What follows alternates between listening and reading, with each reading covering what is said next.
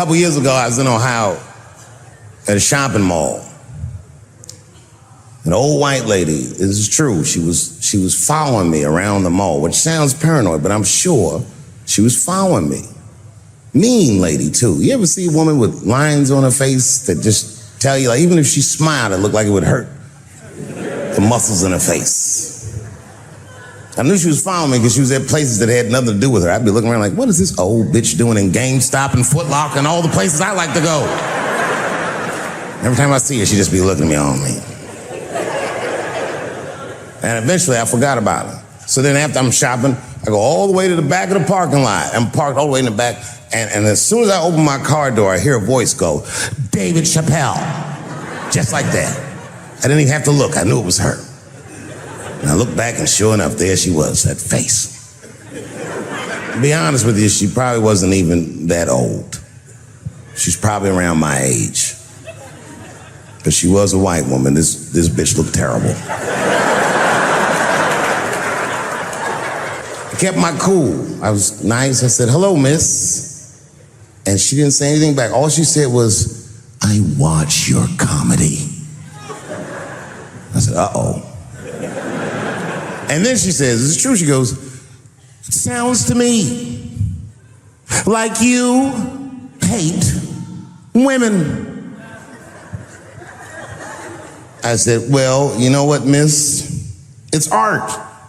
And you're free to interpret this art however you'd like. But I can tell you, as the maker of this art, that I don't believe that I feel that way.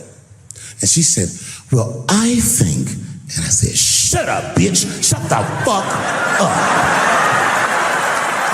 Before I kill you and put you in the trunk. Ain't nobody around here.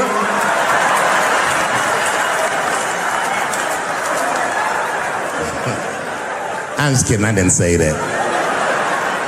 I felt that way, but that's not what I said. I was more clever than that. You know what I said? And this is exactly what I said. I said, miss, before you finish that statement, let me ask you a question. Where'd you see me? Did you buy a ticket to a concert? I did. I doubt that. Or maybe you watched one of my specials on Netflix. Or did I follow you to your car and do my act? She said, what? I said, keep it in the comment section, bitch. This is real life. Ta-ta.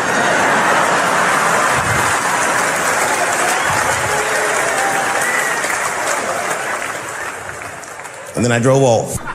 You can see it. You ever have this happen? This is how confusing it is. This is the practical application of what I'm talking about. Like a guy be out, this having a lot of guys, you be out at a club, bar, right? You're kicking with your boys, and a girl walks by, and man, she looks good. She looks good. Not good in that classical way. I mean, you know, I'm talking good like she got half her ass hanging out her skirt. Oh. Her titties are all mashed together, popping out the top of her turtleneck and shit.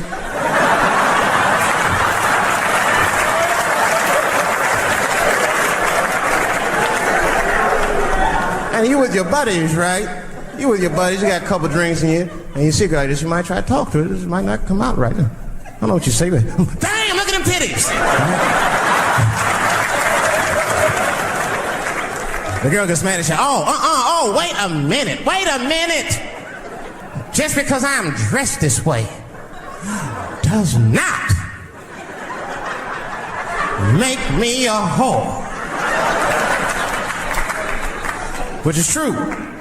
Gentlemen, that is true. Just because they dress a certain way doesn't mean they are a certain way. Don't ever forget it.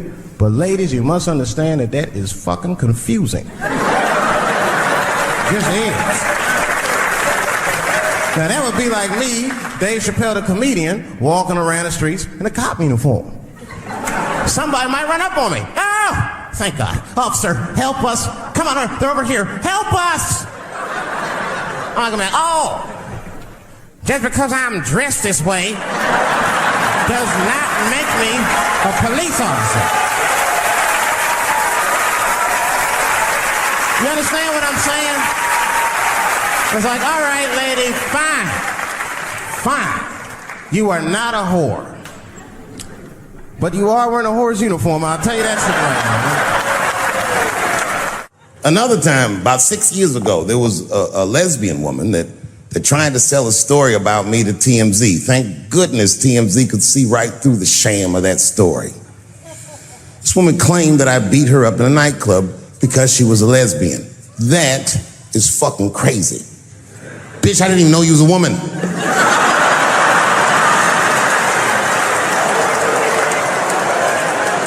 Thank God TMZ didn't believe that.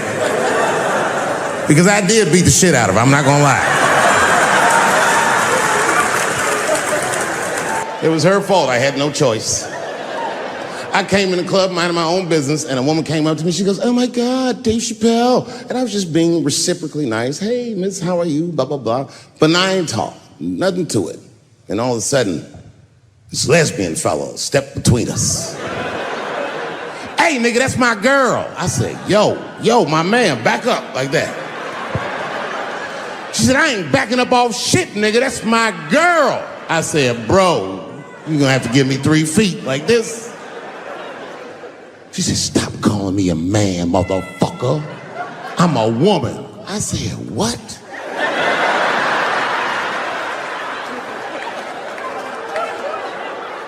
And then I looked deep in this nigga's cheekbones. I said, "Oh my God, you are a woman." It was just too much for me to even wrap my mind around. But I tell you what, I unballed my fist immediately, and I softened my posture so that she would know she's in no danger. I even changed the tone of my voice. I said softly, sweetly, like a pimp might say. "Bitch, I'm about to slap the shit out of you."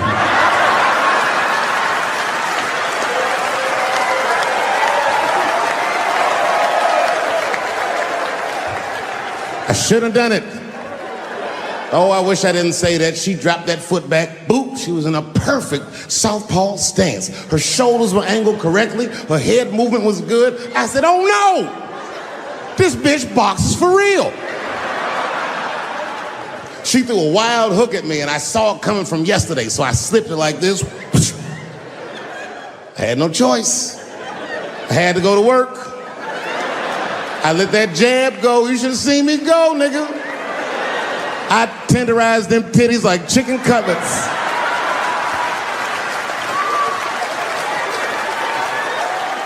I whooped the toxic masculinity out of that bitch.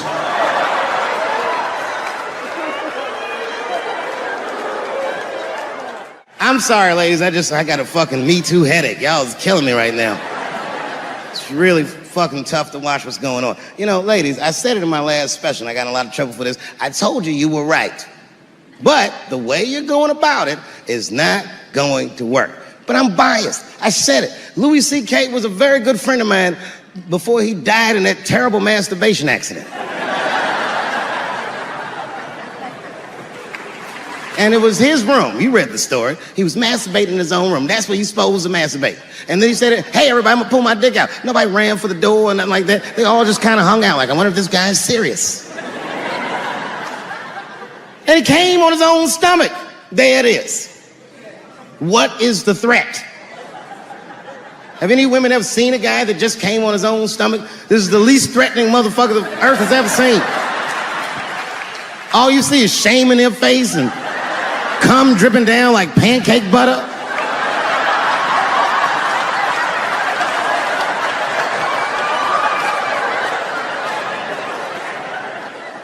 He didn't do anything that you can call the police for. I dare to try. Call the police on him. "Hello, police? Yes, I am on the other line with comedian Louis C.K., and I think that he is masturbating while I'm on the phone." You know what the police are gonna say in Atlanta? "Well, what are you guys talking about?"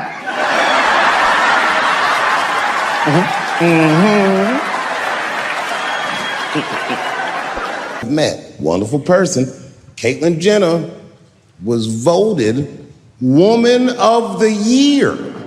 Her first year as a woman. Ain't that something? Beat every bitch in Detroit, she's better than all of you. Never even had a period, ain't that something?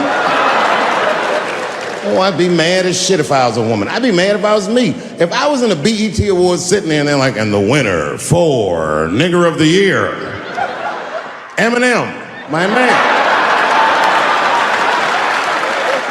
The only thing in our society that bothers me the most is the way that men and women don't get along no more. That's really what's bugging me about it. Men and women just don't get along. Like I hear women say this all the time. I know a lot of you sisters be like, chivalry is dead. Don't you? Don't y'all feel that way? Like men aren't gentlemen anymore? That's right. Chivalry is dead. And women killed it.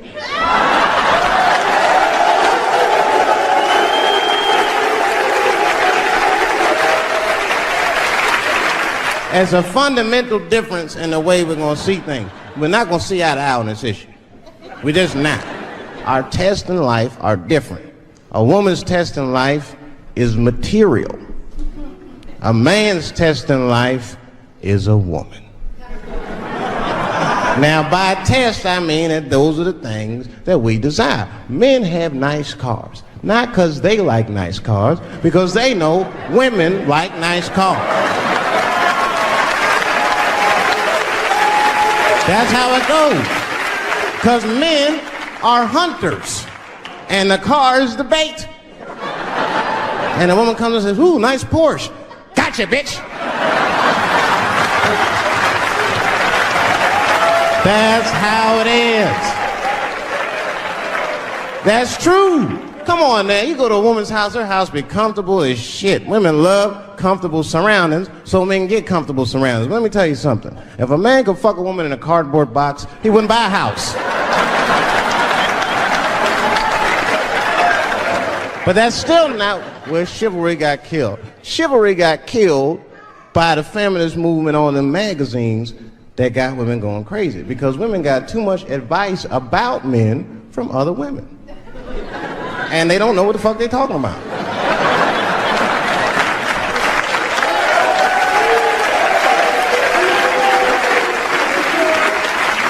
And it's true. I see this shit in the magazines.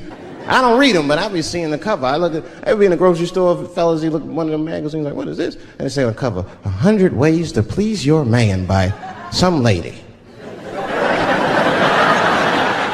Get out of here, man. Come on. Ain't no 100 ways. That list is 4 things long. Just suck his dick, play with his balls, and then fix him a sandwich and don't talk so much, and everyone's happy. Yeah.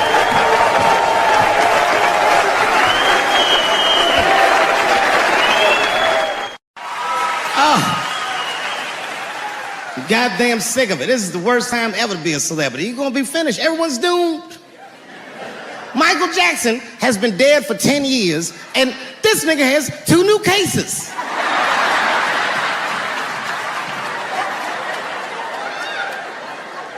And if you haven't watched that documentary, then I'm begging you, don't watch it.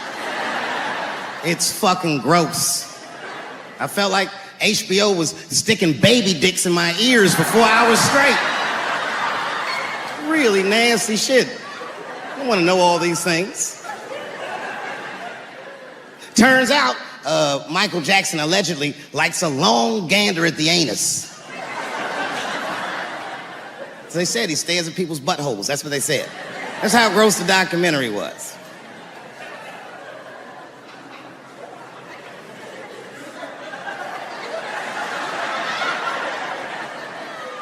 I'm gonna say something that I'm not allowed to say. But I gotta be real.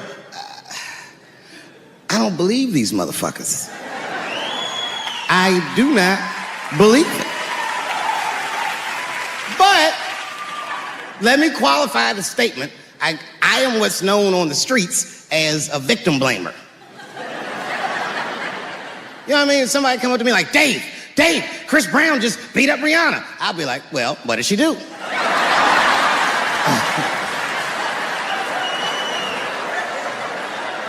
Dave, Michael Jackson was molesting children. Well, what were those kids wearing at the time?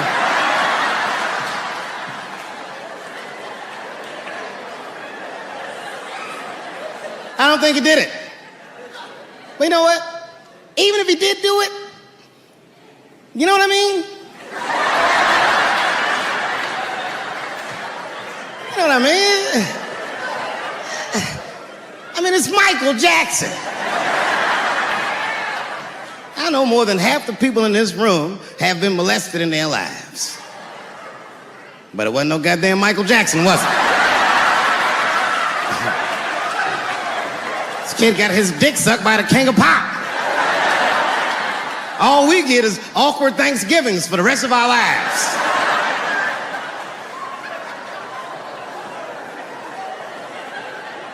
You know how good it must have felt to go to school the next day after that shit? Hey, Billy, how was the weekend? How was my weekend? Michael Jackson sucked my dick.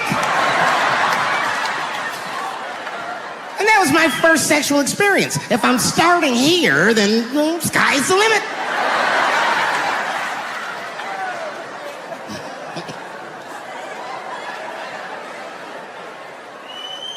I know it seems harsh, but man, somebody's got to teach these kids. There's no such thing as a free trip to Hawaii. He's gonna want to look at your butthole or something.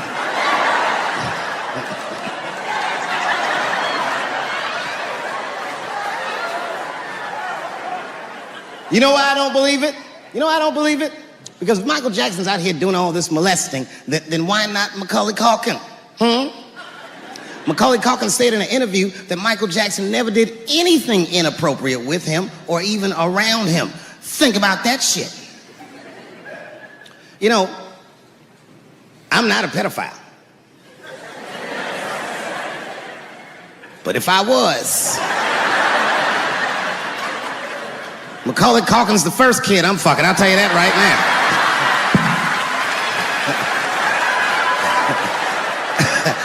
I'd be a goddamn hero. Hey, that guy over there fucked a kid from Home Alone. And you know how hard he is to catch.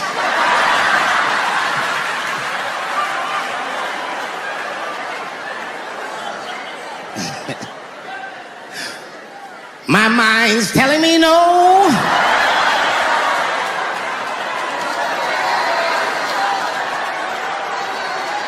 Okay, R. Kelly is different. I mean, you know, if I'm a betting man, I'm gonna put my money on he probably did that shit. I'm pretty sure he did that shit. You know, it's bad, okay, so a couple years ago, I was doing a show in Detroit, and I'm sitting backstage in my dressing room. A friend of mine comes by, this chick, Dream Hampton. Dream tells me, right before I'm going on stage, she goes, Dave, I'm working on a documentary about R. Kelly. Would you like to be in it? And I was like, nah, bitch, I'm cool.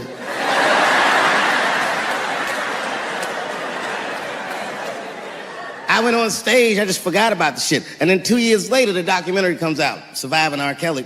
And when it comes out, Dream's promoting the shit, and she keeps bringing me up. She said, I asked Dave Chappelle to be in my documentary, and he said it was too hot for TV. Bitch, I did not say that. It does not even sound like how I talk. Oh, that's too hot for TV? I would never say that shit. But I'm gonna tell you guys why I wasn't in the documentary. There's a very simple reason, and I cannot stress this point enough. The only reason that I didn't do it was because, and it's very important, I don't know this nigga at all. I don't know anything. I don't know anything that they don't tell me about. I don't hang out with this nigga, nothing. So what the fuck do I gotta be in the documentary for? This guy, R. Kelly, got another sex tape out now. Can you believe that shit? This guy makes more sex tapes than he does music. He's like the DJ Khaled of sex tapes. Another one. Like, damn, nigga. It's a lot of tapes. The new one's so bad that they didn't even show it. I've never seen anything like this. The prosecutor in Chicago came out in a press conference and read to the media a transcript of a sex tape. Have you ever heard of such thing? This nigga read the sex tape. And it was so bad that R. Kelly sounded guilty in the transcripts. It's fucking amazing. 16 times the girl's age was mentioned. Isn't that crazy? This motherfucker is an idiot. He was fucking her like, yeah, this is the best 14-year-old pussy I've ever had in my life. And she was like, you like this 14-year-old pussy? He's like, oh yeah, I love this 14. I'm like, man, you need to shut the fuck up. You gotta give your lawyer something to work with. You're supposed to be on the tape like, this is the best 36-year-old pussy I've ever had in my life. And then your lawyer gonna be like, Your Honor, clearly my client thought that this woman was 36, as he mentioned some 16 times in the tape. They gonna know you lying though, you know what I mean? Everybody knows no such thing as good 36-year-old pussy.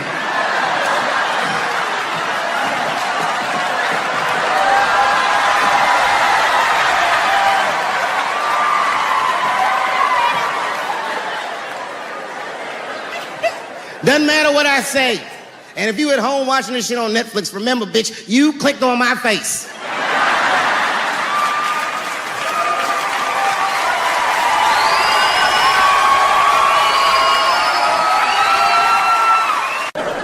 Tough time for the blacks.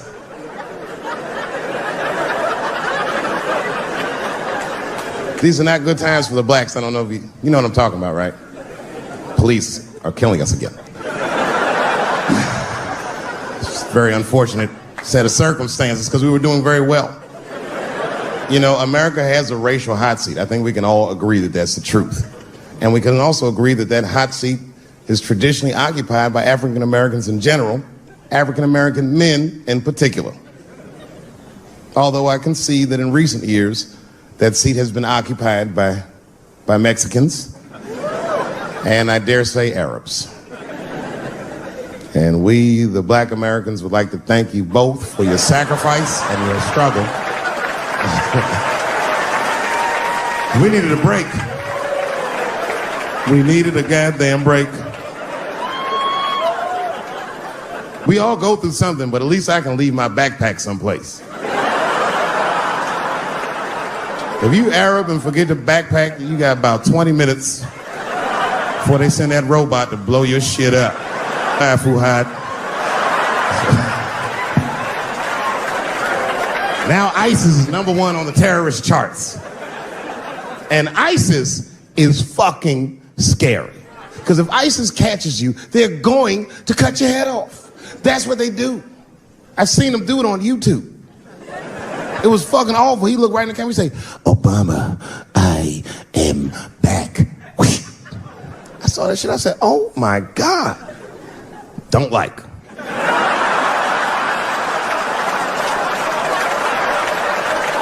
How is this guy cutting people's heads off on YouTube? I can't even post a dick pic, and this motherfucker is decapitating people. I'm gonna have to change my settings. You know, everyone has it hard, but I think harder than black people and harder than Arabs and harder than Mexicans, you know who has it the worst? Fat black people.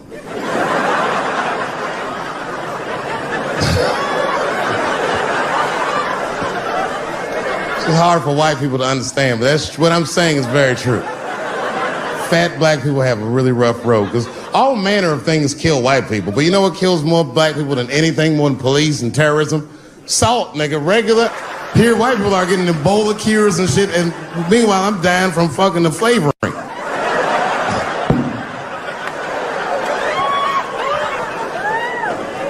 Look, honestly, I'll stop talking about it. Let me say this, though.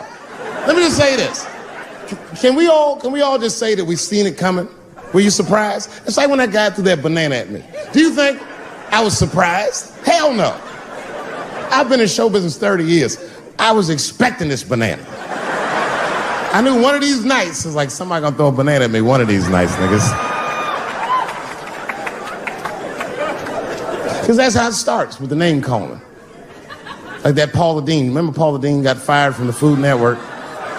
If you know anything about show business, it is really hard to get fired from the fucking Food Network. And they dropped that bitch like a hot potato. All because she called somebody an N-word 30 years before she had a show. I don't know who she said it to, but whoever it was just looking at her like, I'm gonna get you for this bitch. That shit came back 30 years later like a Bill Cosby rape and sunk a battleship.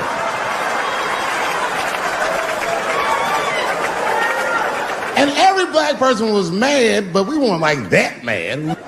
I was just like, well, how's this bitch gonna call me a nigga when she taught me how to fry chicken? That's not fair.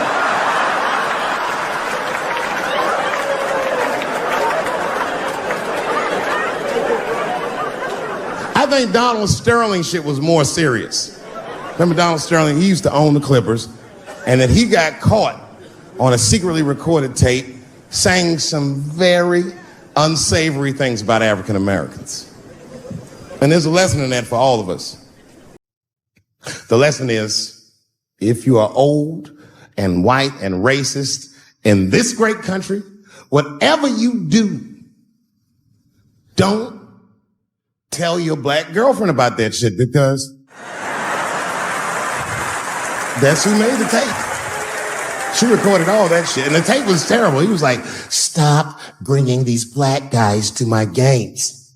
First, we're all confused, like, well, how the fuck are you gonna have a game without us? But it turned out that the black guy he was speaking of was none other than Magic Johnson, the billionaire. Unbelievable. Never even mentioned the fact that he had AIDS, which is, this guy must be really racist if AIDS is the footnote. You gotta be careful, baby. He got the old Ebola.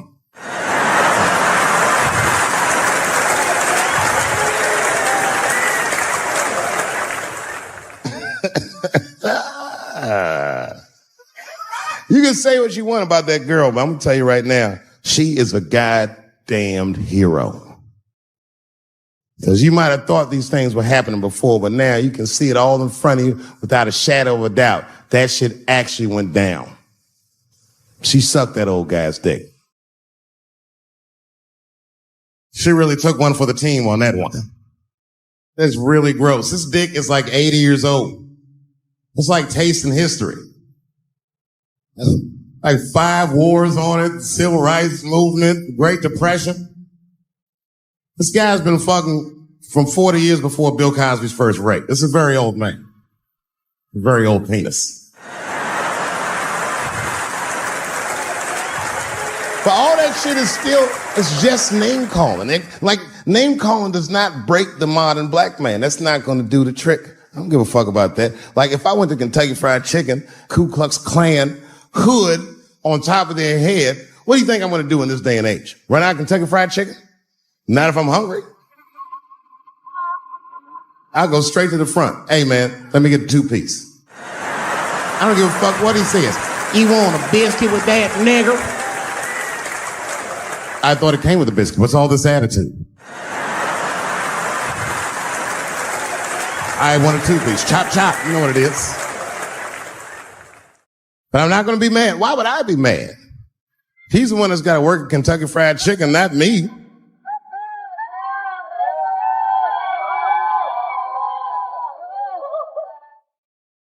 Or how about this? What if I lived in Austin and I had a white girlfriend? It's possible in Austin. As a matter of fact, some people say it's necessary, but that's not the point. And me and my white girlfriend at home one night, and we're just doing what lovers do. Maybe she's butt naked and she's down on one knee, giving me a hand job. I love a good hand job. And she's really jerking me off. You know, getting her obliques nice and tight. I got a huge dick, so she's like, And I'm like, wow, this really feels wonderful. I think I'm gonna come. Nigger. I know that's a tough one. But what do you think I'm gonna do? Hey!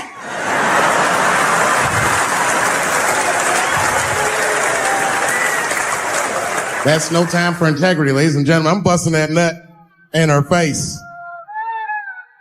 I'll sort through the ethics later.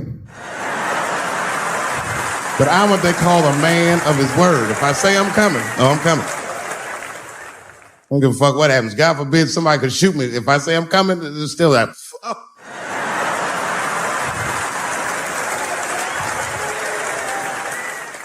Doesn't mean I like getting shot.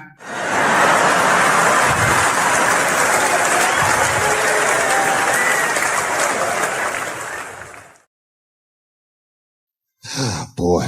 Yeah, tough time for the blacks. I'm not going to say nothing about the police. I'll leave that for Chris Rock. Well, I have some very bad news for the people in the front rows. I heard that some of you paid as much as $800 for your tickets. Sadly, I did this same show a couple weeks ago in Atlanta for $60 a head. Can you imagine? Nigga, you could have flown to Atlanta, got a hotel, had some dinner, and came back and you still have a little money left over, niggas. Paid way too much just to see me in this gay-ass neighborhood. All right, let me roll up my sleeves and tell these pussy jokes. Will told me to say there hasn't been this many pussy references in this room since Cats was here. Boy, I gotta tell you, man, I've been doing this set all week, and boy, I've been telling these jokes, and sometimes niggas look like they're in actual pain over the jokes. None of it's that bad to me, but I understand why it could hurt some people's feelings. So tonight,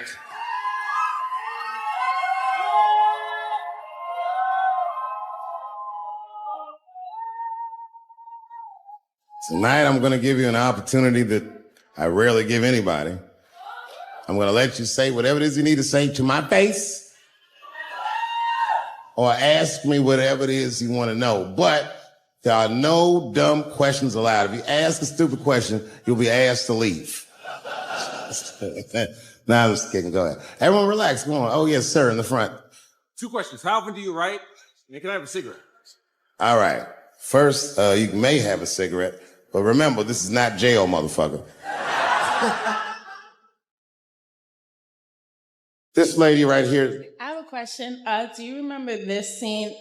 Oh, I do remember that. Ma'am, I'm going to have to ask you to leave. That's a terrible question. This gentleman in the front with the salmon-colored shirt on. I was wondering if you had any advice for young comedians that you generally give. And are you thinking of doing comedy? I've never done it before, but watching you has made me want to try it.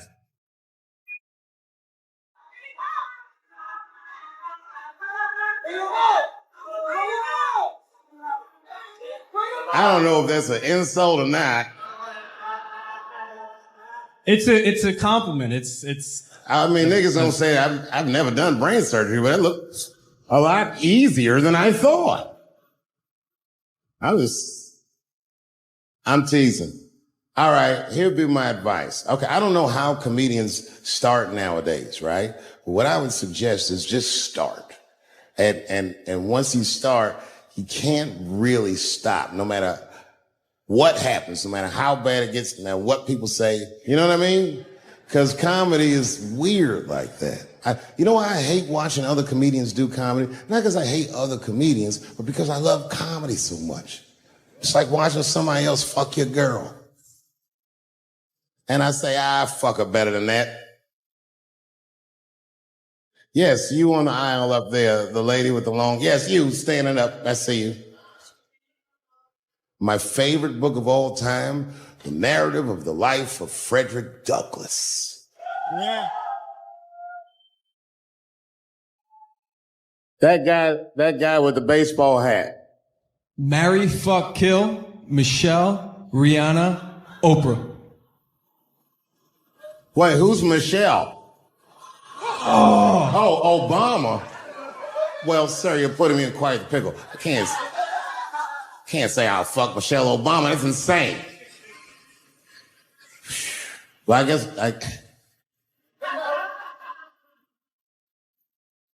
because I wouldn't kill any of those women. But I'd fuck all three of them.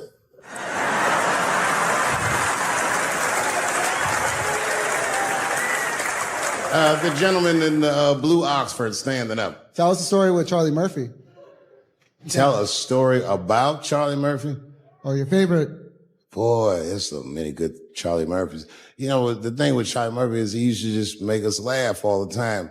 And I used to ask him about all the old Hollywood shit I was curious about. Like when they used to accuse Michael Jackson, I remember asking once, I go, Charlie, do you think Michael Jackson actually did those things? And he said, let me ask you a question, Dave. He said, say it is illegal to fuck women. How long are you staying out of jail? So God bless Charlie Murphy, wherever you are. Charlie, I love you.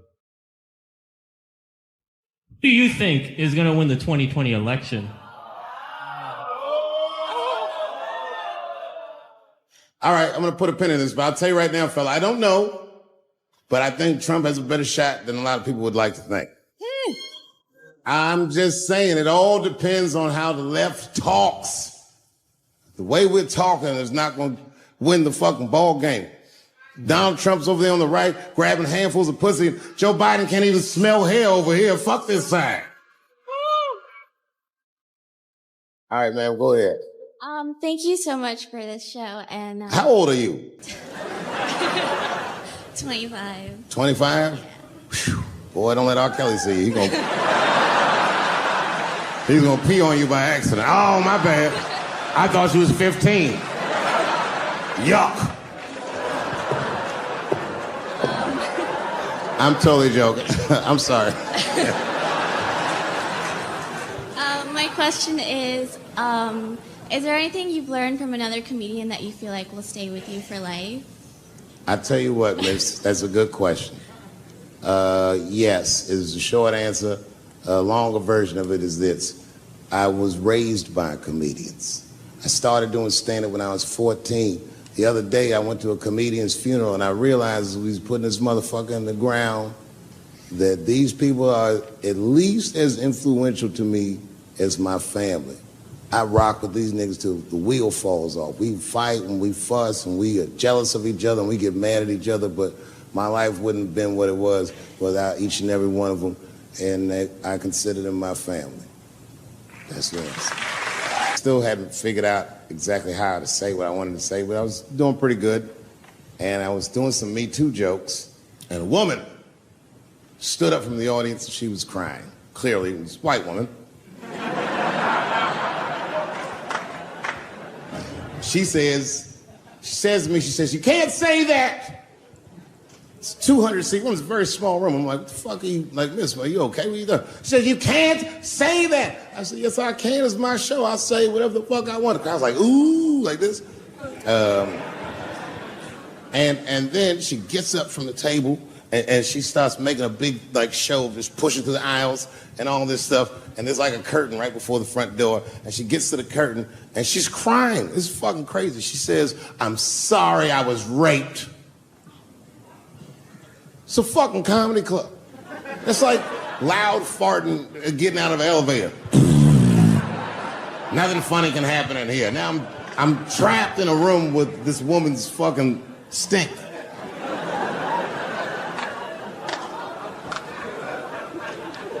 And I say, miss, it is not your fault that you were raped, but it's not mine either. Ta-ta, bitch, like this. She storms out. Now the room is very uncomfortable, but I managed to get the crowd back, but I'm like, a little traumatized. Same show, there's a trans woman sitting in the audience. This is a true story. This was like a few weeks ago. I did 6 shows that weekend. This trans woman came to 4 of them. Calls herself Daphne. Man, this chick Daphne was in there cracking the fuck up at everything I said about everybody. It was amazing. She was laughing, and it was fun to watch her laugh. You could tell she was letting go with something that was heavy, and she'd throw her head back, and she'd smile with all her teeth. She was having a great time. And the more fun she had, I felt bad, because I knew I had some trans jokes to unload. And I thought to myself, maybe I shouldn't say these jokes, because I don't want to, fuck her evening up. She's having so much fun. But then I thought to myself, well, if I can't say it in front of her, should I say this shit at all? So I let her rip.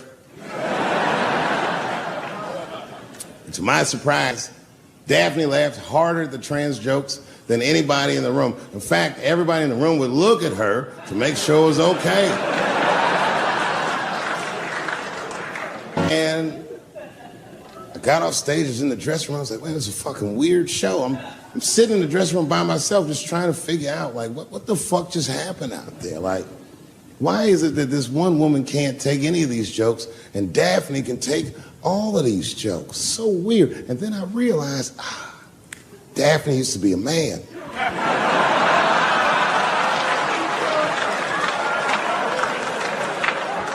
So now I go out of the dressing room and like you can see like all the staff is there like cleaning the club up, the audience had gone, and sitting at the bar by herself was Daphne. And she's like, hey, Dave, come join me for a drink. And I don't want her to think that I'm transphobic or nothing, so I'm like, fuck, I guess I could have at least a drink. And we get some tequila and we're sitting there. And she was fucking cool. Turns out that Daphne, she wants to be a comedian. She was asking me for advice, and I told her advice and all that shit. And then she says to me, she says, boy, you sure do get a bad rap for your trans jokes. I said, Daphne, thank you, but you don't have to say that. I hope I didn't offend you. She goes, no. She said, in fact, I read about you in the New York Times. I said, you did? She said, yeah. She said, I thought it was interesting that they blamed you for R. Kelly. They said you normalized him for telling jokes about him. I go, yeah, they said that. She goes, I wonder why they never said that you normalized transgenders by telling jokes about us.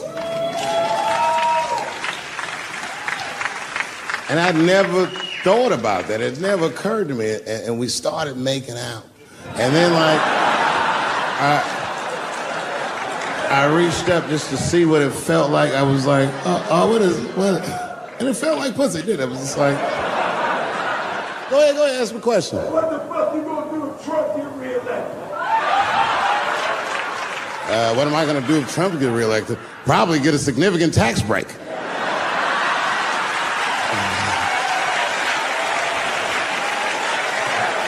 Hey, you wanna know why I don't even talk about Trump in my show? Because that motherfucker is not the hokey pokey. He is not what it's all about. There's millions of people that put him in power, and the ideas that he puts forth are not his own. He's singing poor white people's greatest hits. So why the fuck would I worry about him and not the other millions? I really know who I'm gonna vote for next time if things keep going the way it's going is that gay dude. No, Mike Pence. It's a safe place where I could tell some jokes. And I find out that this comedian I know, Chris Tucker, who's in all those Rush Hour movies, I find out that Chris is in San Francisco too, at some charity event. So I call him, I'm like, yo, I just saw you at some charity event. I said, I'm doing a show at the Punchline, why don't you come by the club after your event? He's like, cool, Dave, I thought you was dead, nigga, I'll come by.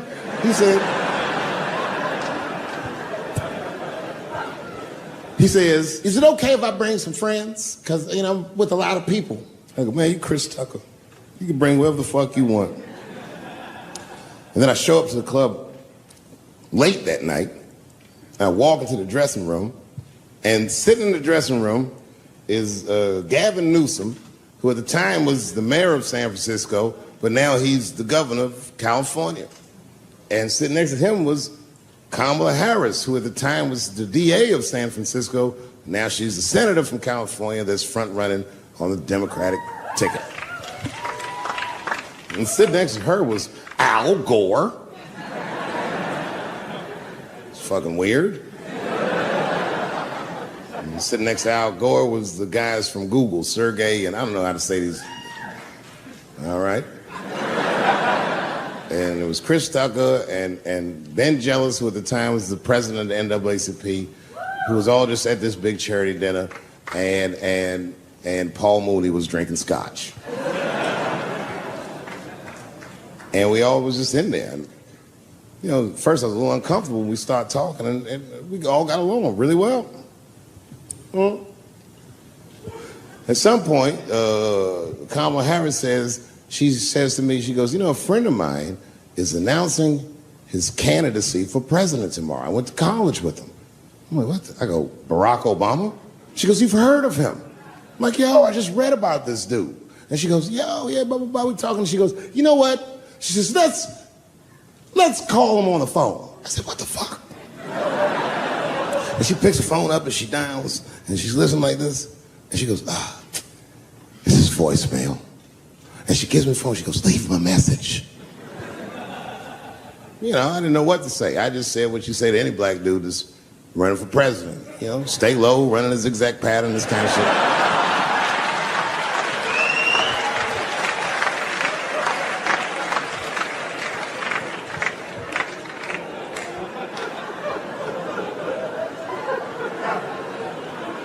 And then the last thing I say is, you know what? I said, sir, I really do believe you can do this. Like, man, I'm wishing you luck.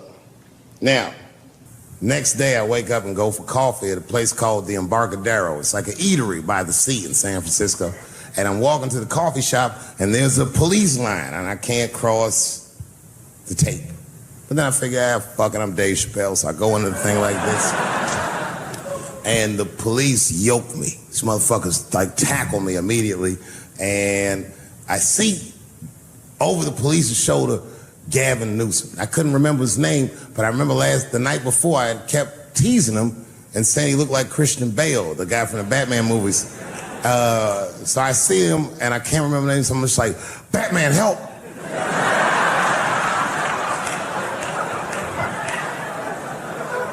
And he stops, he's like, Dave?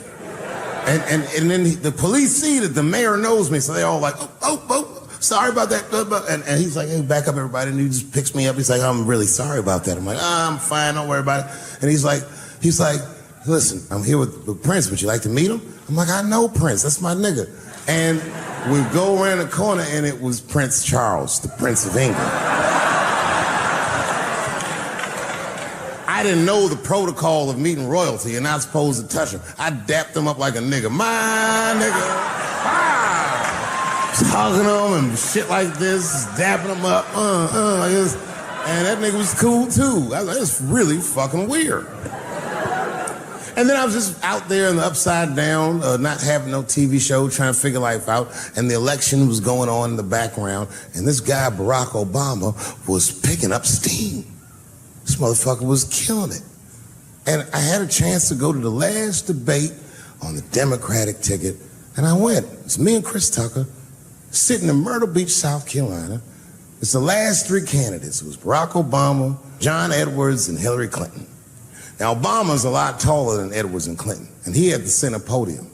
And at one point, they're all on stage, and they start fussing, and Obama goes, look, none of us are perfect, like this. And his hands was like this, and there was light shining behind his head, and the other two candidates was looking up at the nigga, and I was sitting in the audience like, this nigga looks like Jesus.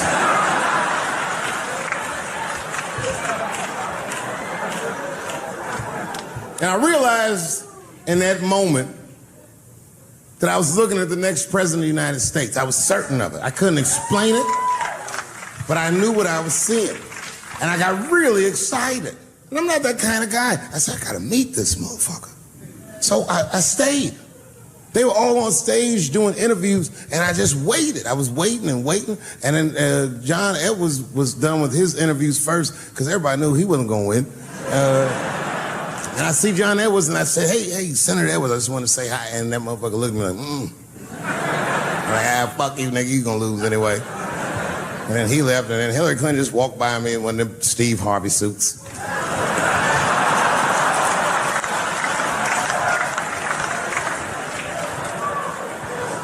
But Obama was taking forever.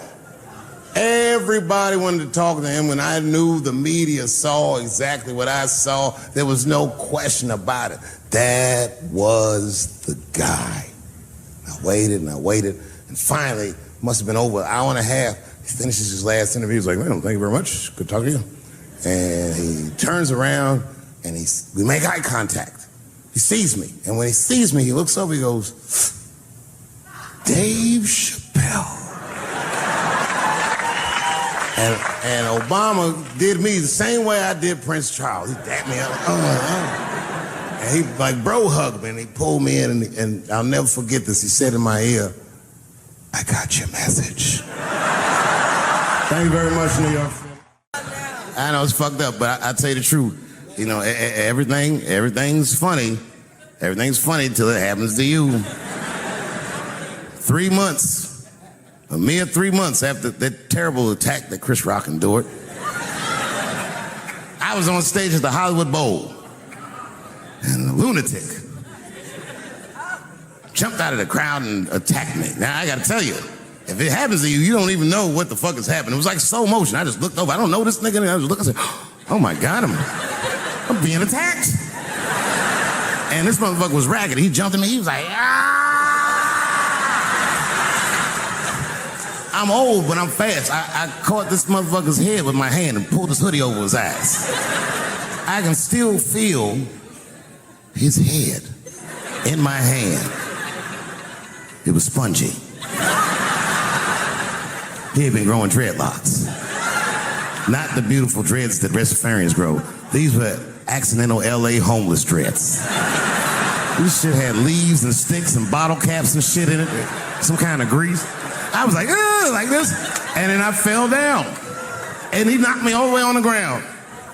And I was like, man, this is a bad situation. I'm like, I don't know if I'm gonna die or what's gonna happen. But in that moment of vulnerability, you know what occurred to me that had never occurred to me before in my life? In that moment, it occurred to me that bodyguards should not wear dress shoes to work, Travis. This nigga Travis came out slipping and sliding on some kind of beautiful loafer and fell flat on his back. I said, oh my God. Now both of us are down. I gotta handle this shit myself. So I popped right back, boom. And then the kid that knocked me down, he popped out, boom. And we looked at each other and realized at the same time, I was bigger than him. And that motherfucker took off running. And I started to chase him, and I said, fuck him. I picked the microphone up. So I'm gonna finish this show now. That's right.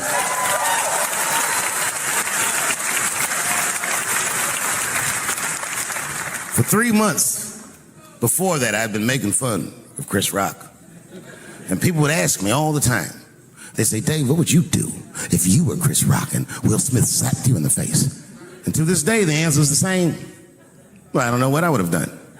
I've never been in a situation that extreme. But I do know now what Will Smith would not have done. And that is enjoy the rest of his evening. Man, listen. We gave that kid a good while. We was whooping his ass. Not we, I mean, I was on stage trying to think of a joke to tell, but they was beating this nigga up right behind me. Everybody could see it. Everybody could see it. And I'm sitting up there trying to think of what to say. And I'm tongue-tied. Me, of all people, can't think of anything to say. Look at my karma. Just that moment. Of all the people in the world, Chris Rock walks from backstage, walks up to me in front of 20,000 people, grabs the mic out of my hands and looks at the crowd and goes, was that Will Smith? Man, motherfuckers fell out of their chairs laughing. I was standing there looking stupid. I was fucking furious because I'm thinking in my mind, nigga, this is my attack. You got attacked 3 months ago. Now you have jokes. So I snatched the mic back from Chris and tried to get one off, but my shit did not go good at all. I didn't know what to say. I was just like, it was a trans man. And the crowd was like, boo. It's LA, we like trans people, boo. My first guest is the funniest comedian on the planet. His film, Dave Chappelle's Block Party, will be available June 13th on DVD. Please welcome Dave Chappelle. Man.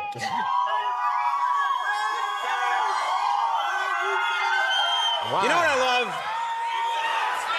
You know what I love is your reaction to 4,000 people cheering you is like, oh yeah, hi. I don't know what to do. I forgot what that was like. You've been away for a while, yeah. It was quiet in Africa. Yeah, there was some quiet time there. We got a lot to talk about here. I haven't seen you in a long time. First of all, what have you been up to? What's Dave Chappelle been doing with himself? Nothing. This guy screening out season 3. Good to see you. Yeah. Nice try, Comedy Central. Yeah. That's one of their executives. Yeah. We need the dough. Come on. I've been really just relaxing and just trying to stay out of trouble. Right. That's good right, thing to do. because I see, being a celebrity, your realm of getting in trouble is worse than the average person. Mm-hmm. You know what I mean? Like the average dude got to go out and look for trouble. I'll be sitting around, mind my own business, and dude come up, hey man, you're Dave Chappelle. I'm like, yeah, what's up, man? hey, I got 12 naked bitches in a hot air balloon. You trying to roll with me? Hot. Call me next time, all right? I need to get out of the house once in a while. That's why I just stay in the house. Yeah. It's funny because like when I come out, everybody screams. But when I go home, it's not like that. When you go home, I mean, that's the thing that's important to remember is that when you go home, it's a different situation, right? Yeah, my kids don't even care. They're like, oh, Mr. Promise is back from the road. Did you forget all them toys you promised us, Mr. Promise? And then my wife's still a little salty at me. She's not happy with you right now? I mean, she's not mad at me, but don't think you're gonna walk away from $50 million and your wife's just gonna be cool with it.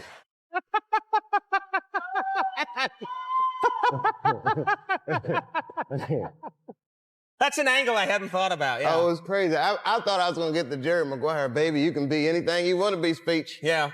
It didn't pan out. No. It was more like Purple Rain around my house. I know what it sounds like when the doves cry. Now, okay, I've known you for a long time. You've been coming on our show for a long time. I've bumped into you in the street sometimes in New York. You're a very normal, down-to-earth guy. You really do seem like you're very unaffected by all this. Do you think that's fair? I'm a little weird, but I'm quirky. Yeah. But yeah, my life is pretty normal. Like I get amazed by this too. I was in LA doing the Grammys. You know, I wear whack clothes. I'm on TV in a t-shirt now. Mm-hmm. So I had to get some clothes for the Grammys. So I went to one of these nice Beverly Hills stores. They had like a restaurant in the store. I never ate soup at a clothing store before. But it was real baller. And I'm eating soup and I look across the room and I see Jessica Simpson. Uh-huh. So I'm like, oh, that's Jessica Simpson. And I was like, oh, wait a minute. I'm famous, baby. So. That's right. You could. Yeah, so you could go up and say something. Well, that's what I decided. Now, I don't normally do this, but it was Jessica Simpson. I said, let me just see, what's going on. So I went up, I'm like, hi, Jessica Simpson. I didn't know what to say. I'm like, my name's Dave Chappelle. I was like, I'm on TV too. Yeah.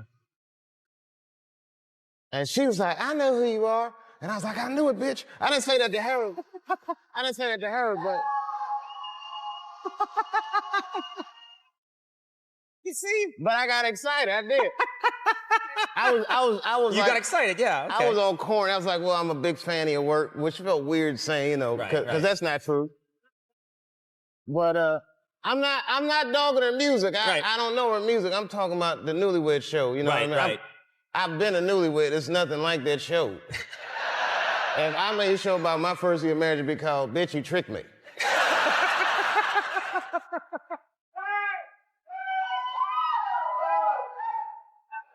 But if you're a fan, you're a romantic fool, yeah. I'm crazy about my wife. That's why I see these jokes. Me and my wife. Well, you stop shouting at me. I'm talking. But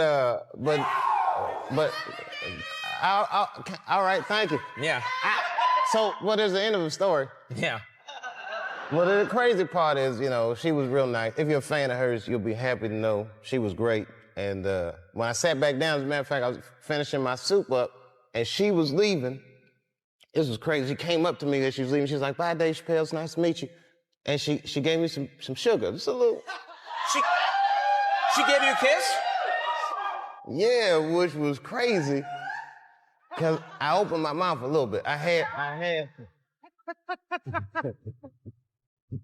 Yeah, you did what you had to do. I had to. Let's get into this now, because everyone wants to hear what's been going on. You disappeared for a while. People were saying, where's Dave? Where's Dave Chappelle? Where's he going? And then it turns out you took a trip to Africa. Is that true? Yeah, it's true. Yeah. It wasn't like they said. Right. It was because like, the stories, as you know, you're hearing all kinds of stuff on the news. It was crazy, man. I mean, first I went to Africa to chill, and I tell you, hear a lot of black people say this, like when you go to Africa, especially your first time, you have this overwhelming feeling like you're home, which is true. I had that feeling like, man, this feels like home. I think I felt that way because there's a McDonald's in the airport. So I got my Big Mac. But then it was like, it just got out of control. Like I was in Africa and Next thing I know, I started hearing all the stories like comedian Dave Chappelle's in a mental institution in South Africa. And I was like, man, I must be losing my mind. Yeah. Because I thought this was the beach. Yeah. And everybody called me crazy. You know, I mean, it was just... You're hearing on the news things like he's gone crazy, which that doesn't sound right, you know? And well, you know, maybe I know stuff people don't want me to talk about. So right. we don't want other people to believe. So they'll call me crazy. But it was a weird thing to get called crazy. At first it was scary. And then now I feel like it's liberating. Like, I feel free, like I can just say what I want to do. They already call me crazy. I can't hold myself accountable for these things. I'm crazy. I can't it's be not your held fault. responsible. Yeah. Couldn't control myself. Yeah. What what was the reason that you went to Africa? Was there a reason that you decided to go to Africa? Well, there are a few reasons, but I mean, you know, if you a black dude trying to hide, Africa is a good place. It's a, you know, a lot of cats fit my profile. Yeah. So I was It's like, I'm going to go to Ireland and try and hide out. Argy bargy, I had a good time. And another thing I loved about Africa was the people. You know, they were so warm and like I was talking to them about my problems and they listened like, they don't know nothing about Chappelle Show. So they just listening, I'd be like, man, you know, I had this show and felt like people was trying to control me. I was freaked out. I don't know, I just had to get out of there. I just walked away. It says $50 million, it's all gone. I'm scared. And they was, hey, they did all this to you, brother. I said, that's how I be doing in America. They said, that's messed up, man. They said, but here in Africa, we have a philosophy that helps us get through things like this. You always got to remember one thing when you go through these problems, Dave. And I said, what's that, brother? And he said,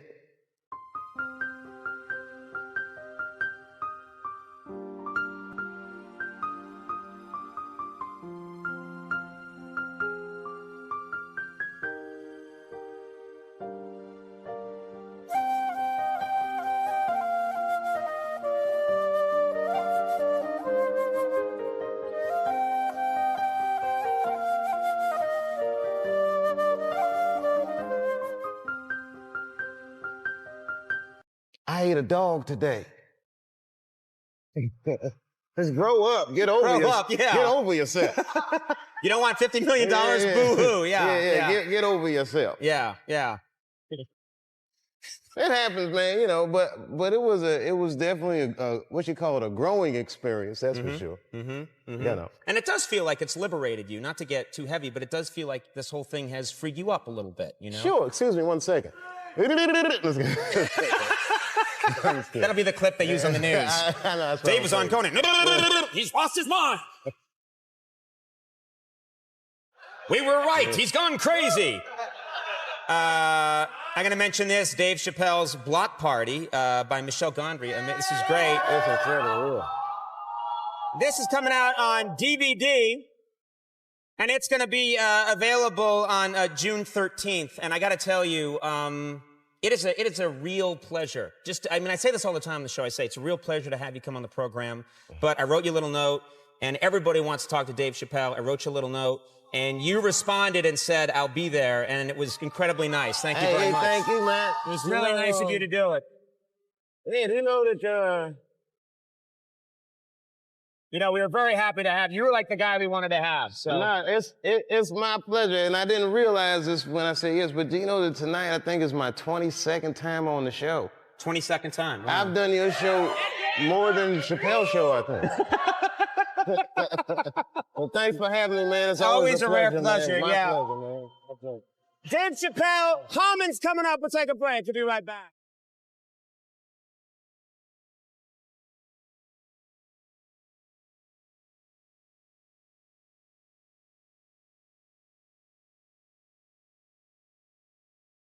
Generation Washingtonian. He is a man who has made already in his young life lasting contributions to our cultural heritage and to humanity.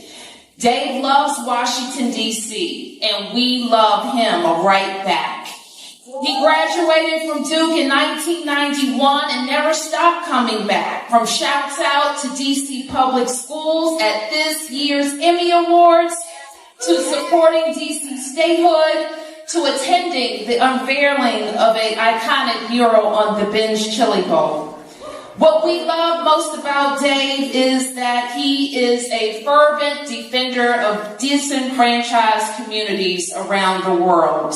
He's a husband, a father, and he is committed to doing things his way, the Dave Chappelle way, the brash, clever, in-your-face way, and always speaking up for Washington, D.C. Chappelle has long advocated for D.C. public schools, and we were so proud that he helped D.C. public schools trend at the Emmy Awards all across the world. He told people what we already know. Our commitment to public education is unmatched, and our children's talent is even greater. We say to the world that it's obviously D.C. public schools when we're talking about standing up and speaking up for success. Let me just say a bit about the honor I'm about to bestow. The key to the city is the highest honor an individual can receive from our nation's capital.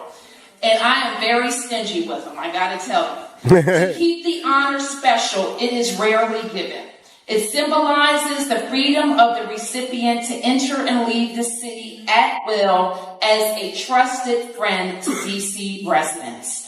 And as mayor of Washington, D.C., it is my privilege to present a key to the city to a D.C. Public Schools alum, an Emmy Award winner, in recognition of his outstanding comedic craft, artistic merit, promotion of D.C. values, and overall perseverance. Ladies and gentlemen, Dave Chappelle.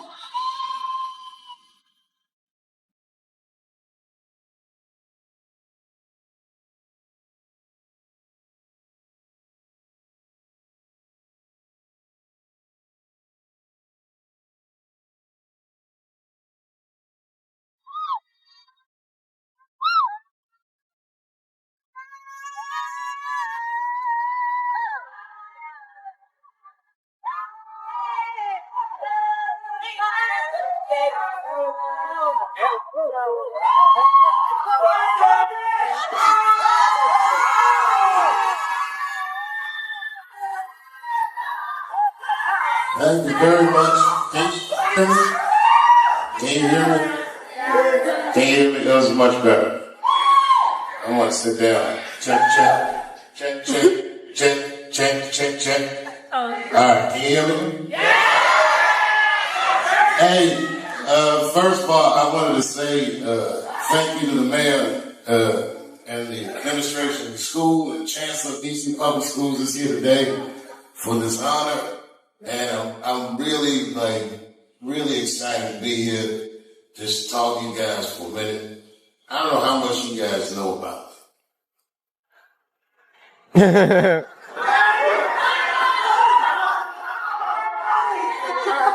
Funny. I came to Ellington school year 87, 88. Like a lot of you guys, I had to audition to get in. It's a story I tell because my audition was terrible. I didn't prepare. And at the end of my audition, to make a great question in the theater department, they asked me this.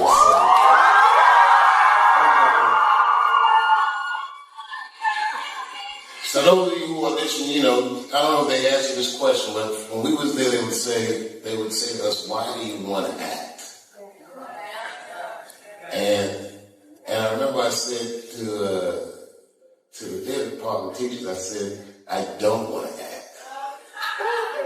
They said, then why are you here? And I said, well, I want to be a comedian, and somebody told me that to be a good comedian, I should know how to act. And I guess the teachers liked that answer.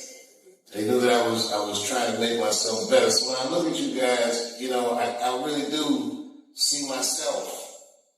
And there was another thing they used to do in our first year where they would tell us, they'd say, look to the right of you and look to the left of you. And they would talk about all the people that wouldn't make it. And not everybody did. But I want you guys to look to the right of you, and I want you to look to the left. I want you to take a good look at each other, and I want you to know something that I learned by the time I'm 44. And what I learned is that a lot of these people in this room will be your friends for the rest of your life. Amen. That when you see somebody from out there in the world, it means a lot. And that high school seems like a long time, but it's only 4 years. And you only have to pay attention in your life 2 or 3 times. It's already 2 or 3 times. I tell my kids this all the time. I got kids your age. I tell them, yo, you don't have to be awake all the time, but like 3 or 4 times in your life, just pay attention. And I tell my son, I say, look around this beautiful house. I said, everything in this house we're enjoying is based off of decisions I made when I was younger than you.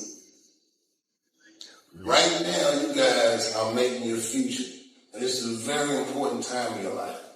And you guys got to be kind to each other. And you guys got to help each other get through this time so you'll be successful. And success is not just money or, monetary success or stature, but success is your character. Like, you have an opportunity to make yourself into a very unique individual because you're a trained artist in whatever your discipline is. A lot of times, high school is like, it's a mean social hierarchy for most people. And I hear people talk about the schools they went to and the football teams and all. We didn't have any of that stuff. But what we had was so much more unique and so much more different than any high school experience I've ever heard of. And when I walk in this building today, it's clear to me that you guys I hope you never take this for granted. Like, $170 million is a lot of money. And that's what they spent on you guys, on your future. And the money symbolizes a very rare opportunity to cultivate talent that God gave you. And I hope that you take advantage of it. If you don't, but if you do, I also want to tell you this. I never went to college. Then I did my entire professional career based off the education that I received here at Duke Ellington. And I must tell you that I was wildly prepared. That when we went to school from 8:30 to 5, I'm not gonna lie to you, I hated school. I didn't understand what was happening, but years later when I had my own television show and I was working 16-hour days, it felt easy to me. Because I had school days longer than that. And at least on a television show, I was the boss. Here, I just had to do what everybody told me. I used to mop this stage. Well, not this stage, the slip stage. I used to mop the stage that was here, and I used to watch the seniors dance and all that stuff. And it inspired me and made me want to do better. And we all pushed each other in a real friendly and loving way. And even today, friends of mine from Ellington are here. And I also want to take a quick moment to just remind you guys that being a school teacher is a thankless job. Kids are, they just take things for granted when they're there. When I got older and I realized how hard the teacher at the school worked on our behalf to keep us safe and to teach us what they know, I hope that you just take a moment at some point in your life to thank them. Because you spend so many hours at the school, they're almost like surrogate parents to us. And they're very influential people in my life. And I didn't realize that, of course, until years later. And when I see them, it makes me feel safe again and happy again and just remember so many good things that they all did for me. And that Peggy did for us.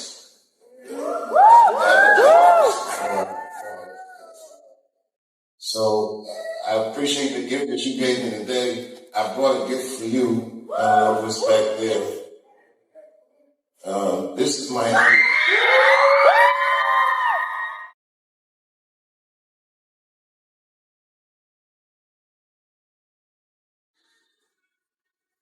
This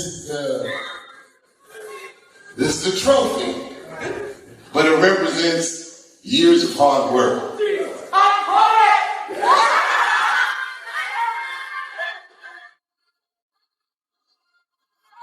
Look, man, in the course of a career, you go through so many things. You learn on the job, you embarrass yourself, you fall down, you get up, you try harder.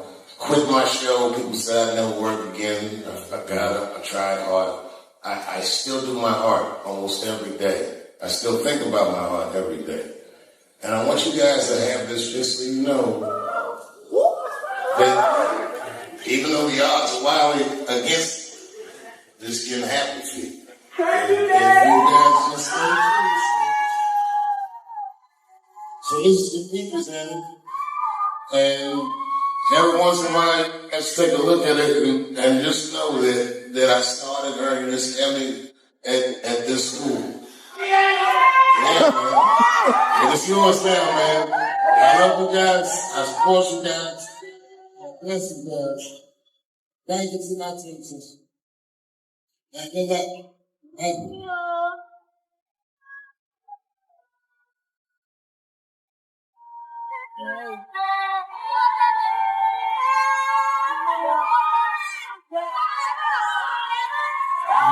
Hey, my name is Chappelle. I'm a first year theater student here.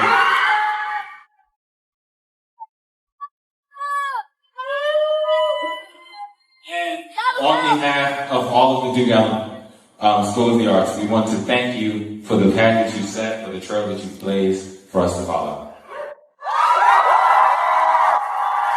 1, 2, 3, 4, 5, 6, 7, 8, 1, 2, 4, 5, 6, 7, 1, 2, 3, 5, 7, 8, 1, 2, 4, 6, 7, 8, 1, 2, 3, 5, 6, 7, 8, 1, 2, 3, 4, 1, 2, 3, 4, 1, 2, 3, 5, 6, 1, 2, what? You're you keep going. You keep going. And go to your corners. 5, 6, 5, 6. And this is the last 2, 4, 5, 6, 7. 1, 2, 3, 4, 5, 6, 7, 8. 1, 2, 3, 4. 1, 2, 3, 4. 1, 2, 3, 4. Hey, what all cameras over here, please? All cameras over here, please. 5, 6, 1. I'm two sides. 3, 4, 1. Let me play.